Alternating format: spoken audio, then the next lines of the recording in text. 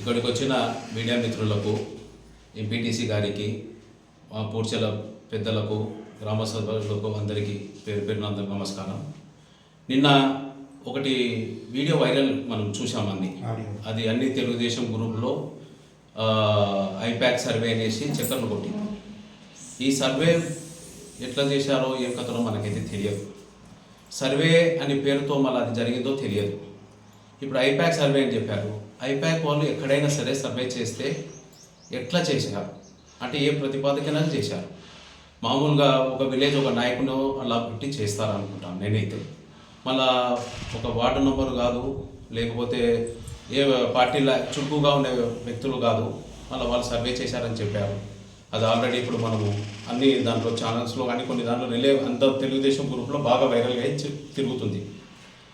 దీనివల్ల జగన్మోహన్ రెడ్డి గారు ఎటువంటి డెవలప్మెంట్ లేదు, అది లేదు, ఇది లేదని చెప్పారు. దాంట్లో పూడ్చెలలో ఎటువంటి అభివృద్ధి కార్యక్రమాలు జరగలేదని చెప్పారు.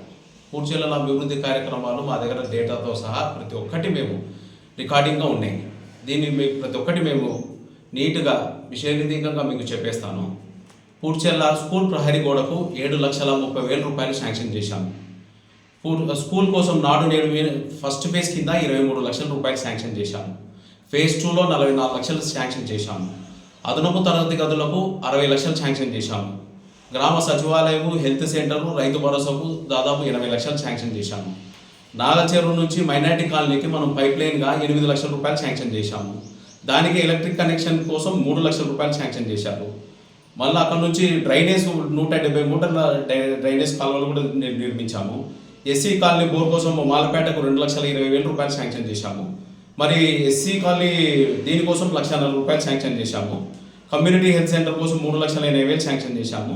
గ్రామంలోని ప్రతి సిస్టమ్స్ నిర్మించడానికి, అంటే ఎక్కడెక్కడ వాటర్ ప్రాబ్లం ఉందో అక్కడ సిస్టమ్స్ నిర్మించడానికి దాదాపు 2.5 లక్షల రూపాయలు 6 సిస్టమ్స్ నిర్మించాము.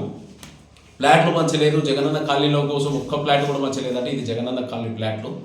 ఆల్రెడీ 350 ఫ్లాట్లు పూడ్చెలలో మన గ్రామంలో ద్వారా మనం ఆల్రెడీ అందరు లబ్ధిదారులకు చేకూర్చాము. ఆల్రెడీ ఫ్లాటింగ్ కూడా అయిపోయింది. వాళ్ళు ఆల్రెడీ ఆక్యుపేషన్ స్టేజ్లో ఉన్నారు వాళ్ళు ఆల్రెడీ. మళ్ళీ ఆ నుంచి వచ్చేసి ఒక్క ఇల్లు కట్టలే అన్నారు. 56 ఇళ్లకు మొత్తం బిల్లులతో సహా పండినాయి. 55 ఇళ్లలో ప్రతి ఒక్కరికి ₹1 పెండింగ్ లేకుండా 1,85,000 రూపాయల ప్రకారం ₹1 కోటి ఓన్లీ బిల్డింగ్లకే మనకు పడ్డాయి. మళ్ళీ ఆ నుంచి వచ్చేసి మళ్ళీ 18 ఇళ్ళు కొత్త కూడా లబ్ధిదారులు కూడా వాళ్ళు కూడా లిస్ట్ కూడా వచ్చేసింది.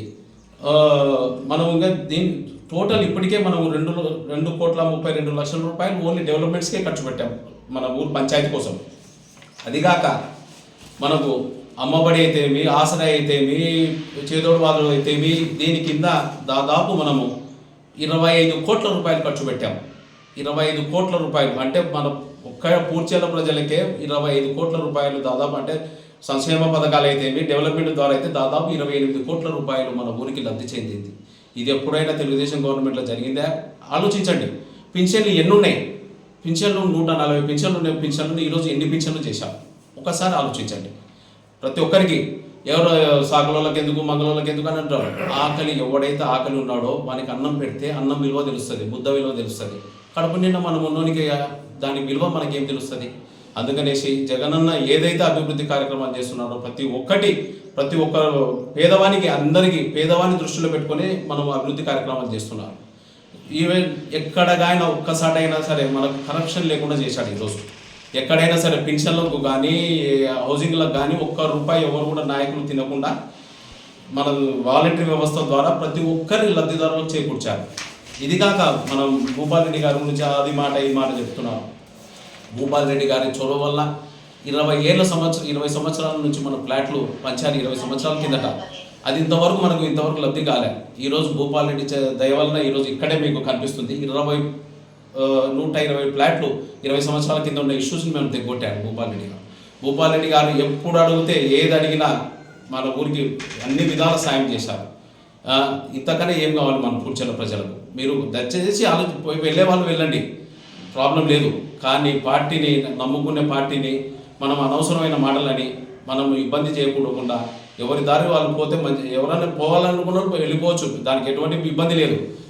మనం తల్లి లాంటి పార్టీని అమ్మ పాలు తాగింది అమ్మ రొమ్ముకు గుద్దినట్లుంటుంది. దయచేసి ఇది అర్థం చేసుకోవాలా.